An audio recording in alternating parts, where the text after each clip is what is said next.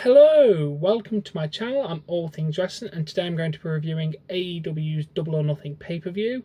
Yes, the first show is finally done. Before we start the whole review, I just want to say the production values, the stage, the atmosphere, everything was absolutely amazing. It was really good. It definitely had a high quality feel to the actual show, which is really good.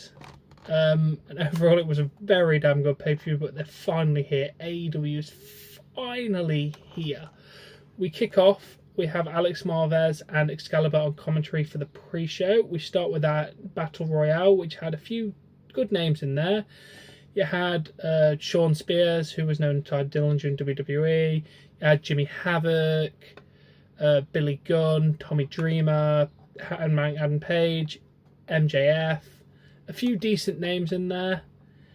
Tommy Dreamer got like staple gunned in the head and brought a trash can in and smashed a few people in the head with it. It was really good. The finish came when MJF thought he had eliminated Hangman Page, started celebrating, and Hangman Page just threw him out. So Hangman Adam Page is going on to be one of the #1 contenders for the AEW World title, which we'll find out the winner of Chris Jericho and Kenny Omega in a little bit in this video. But overall, it was a decent battle royale. I really enjoyed it. I'm going to have to give it a solid 4 out of 5. It was a really good opening thing. I hope they make this a yearly thing, because it was really good. Unique concept with the whole 5-5-5 and then one person at the end. Really good.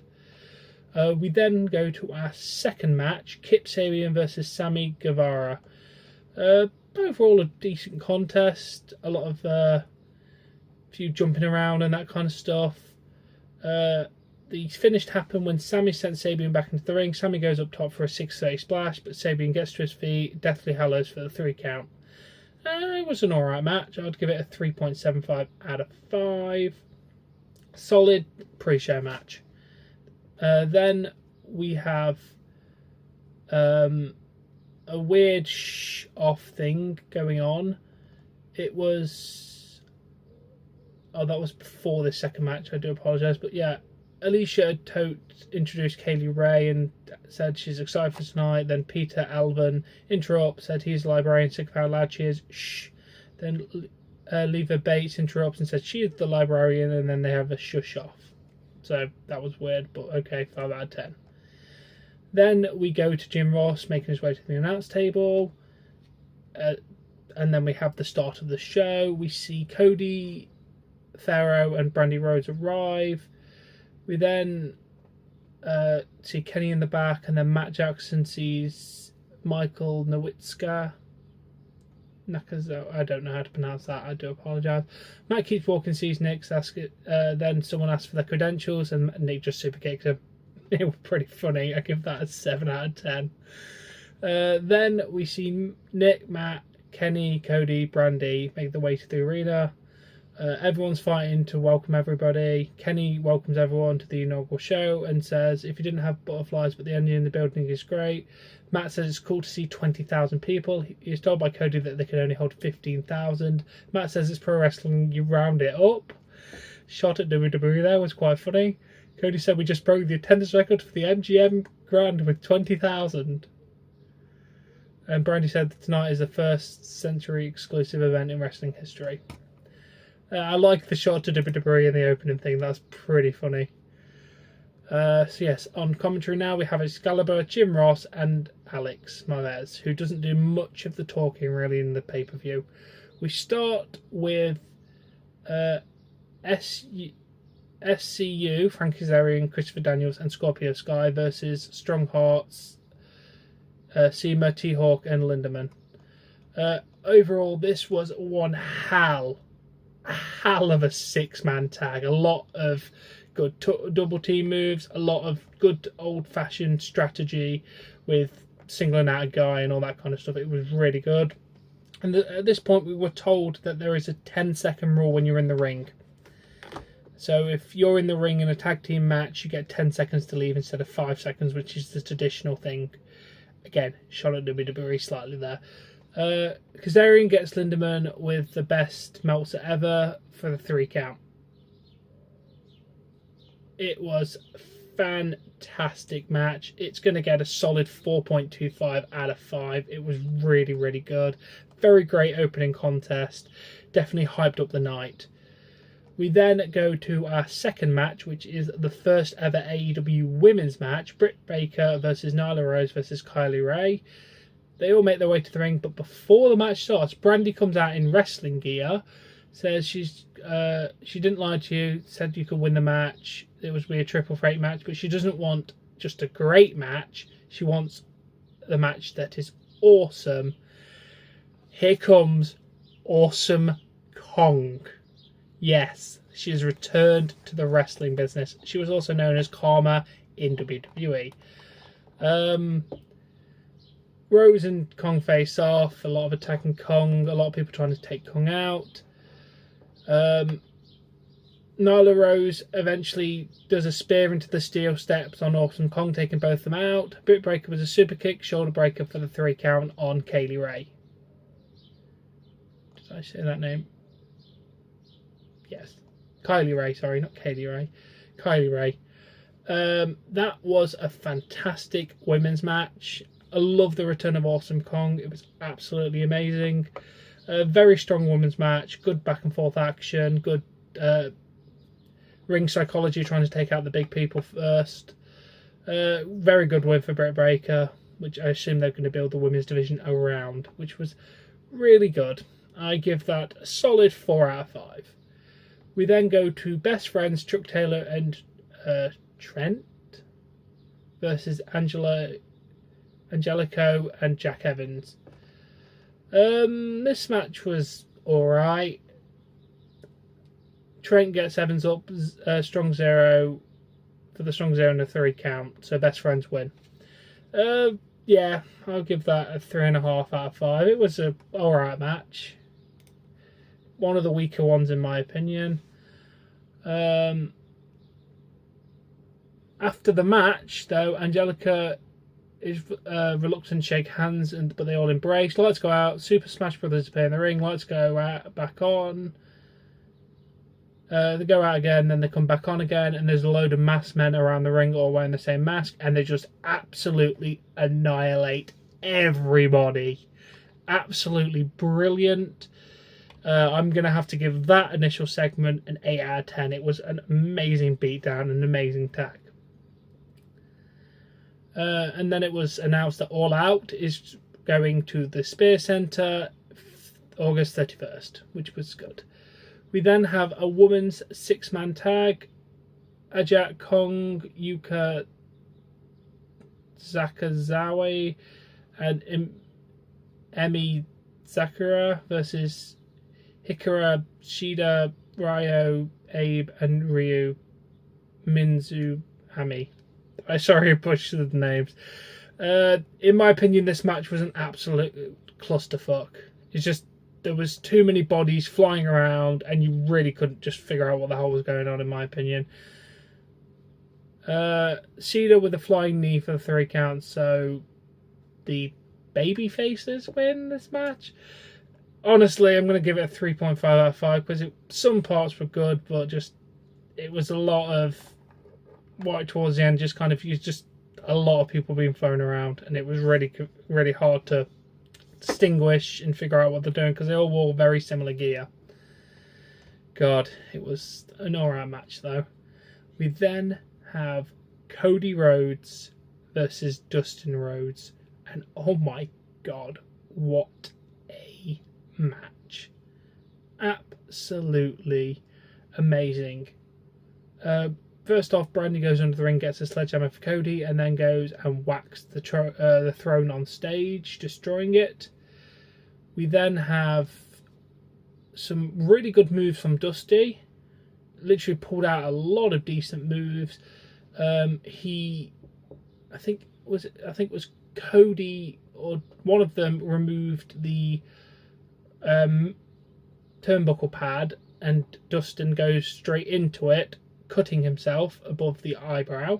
Blade job, obviously, with a lot of blood. which was really good. I mean, it added to the match a lot because it showed Dustin's heart fighting through the blood, just wiping his eyes a lot. Just really good from that part. Brandy does spear Dustin outside. And then the referee, which was Earl Hebner, nice return to the business, mate, removes Brandy after Diamond Dallas Page comes down and picks her up and walks out with her because she wouldn't leave. That was brilliant. Obviously, Cody tries to keep opening up Dustin even more. A few crossroads from Dusty trying to get the cover. And then Cody with a crossroads.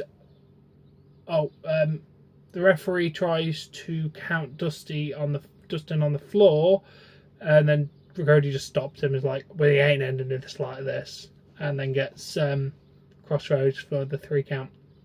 So Cody wins.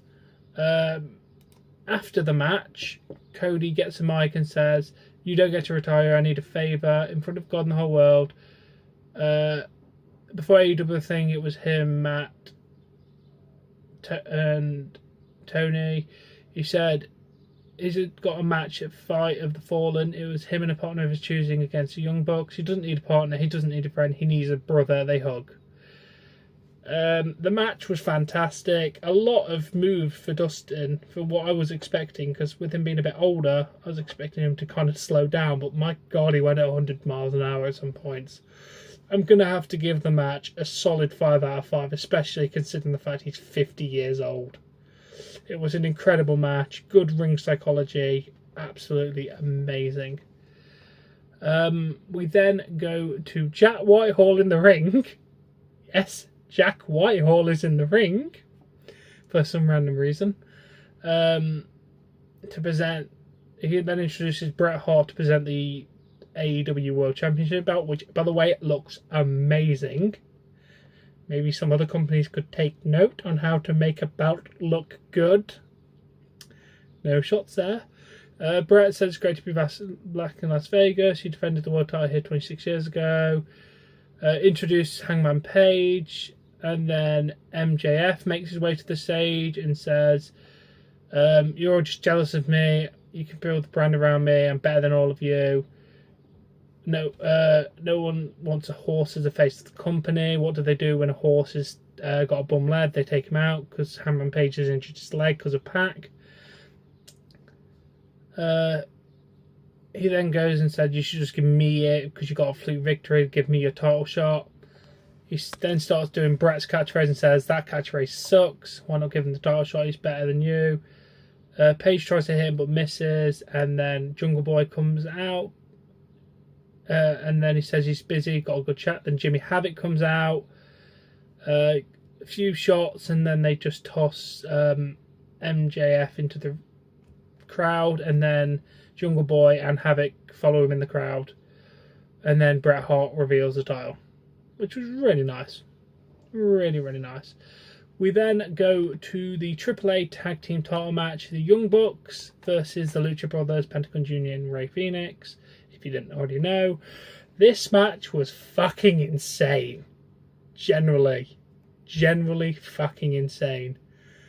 You had double team moves out of the ass between them. You've got super kicks coming everywhere. You got the double sharpshooter. You got dives. You've got just everything. So many near falls as well. So many kick outs. So damn good. In the end, Matt gets Phoenix up with one arm, and they do the Meltzer driver because they hurt his arm during the match, and they retain the championship. My God, that match is just going to get a solid 5-star. Seriously, that was an intense and crazy tag team match. I wasn't expecting anything less from these 4 guys, and they did not disappoint. We then go to our main event of the evening. Chris Jericho versus Kenny Omega. The winner to face for the AEW World Championship. They lock up. We had Tables introduced, dives over the ropes. It was an okay contest. Jericho with a code breaker then hits Judas Effect for the 3 count. The match was really good. Not as good as their first encounter, in my opinion. I mean, the referee didn't count them out or do any disqualifications or anything. They were just allowed to do whatever they wanted to because referee's discretion. But yeah, it was an alright match. That's going to get a 4.5. Yeah, that was not as good as I was anticipating. It was still damn good, but not as good as the Young Bucks versus the Lucha Brothers, in my opinion. After the match, he gets on the mic and says, after all this, he wants to thank you. Everything that's happened to this company is because of him. Then Jon Moxley makes his way through the crowd. He gets in the ring. Jericho's like, what do you want? What are you doing here? Moxley kicks him, hits him with a double arm DDT, which apparently scored the Future Shock. He then hits the referee with it, picks up Kenny, tries to hit him, but Kenny fights back. They go to the floor, fight in the crowd. Omega hits him with a chair. Omega sends him into the stage area. They fight on the poker chips. Moxley with a knee, Future Shock, and then does a Death Valley driver onto the stage. End of show. That attack is going to get a solid 9 out of 10. The whole after with the Jericho promo and all that kind of stuff was really damn good. I see the setting a feud between Kenny Omega and Jon Moxley, which I like. I'm glad they didn't go with Jericho for this idea because I feel like it will be better with Moxley and Omega because Omega needs a good old feud, whereas Jericho's obviously going for the title for now. But the show itself was damn good. Damn good. What a way to launch a company. A couple matches I thought weren't the best, but you're never going to have a solid every single match being 5 stars, are you? But overall, I'm going to give the show a solid 9 out of 10. Absolutely amazing night of wrestling. I really did enjoy it. One of the best nights of wrestling I've watched in a while, actually.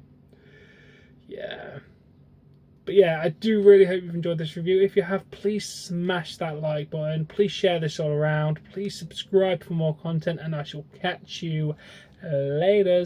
Bye.